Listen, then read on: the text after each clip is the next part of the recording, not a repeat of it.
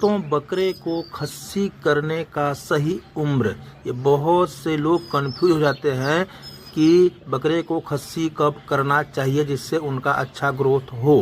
दोस्तों, मैं बताना चाहूँगा आप लोगों को कि बकरे को खस्सी करने का सही उम्र 8 से 12 सप्ताह यानी 2 से 3 महीना है।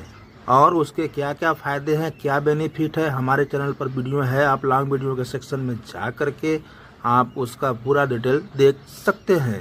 अगर आप अपने बकरे को 8 से 12 सप्ताह में यानी 2 से 3 महीना में खस्सी करवाते हैं तो आपको अच्छा बेनिफिट और अच्छा मुनाफा मिलेगा। वीडियो देखने के लिए धन्यवाद। चैनल पर नए, चैनल को शेयर करें, सब्सक्राइब करें। नमस्कार।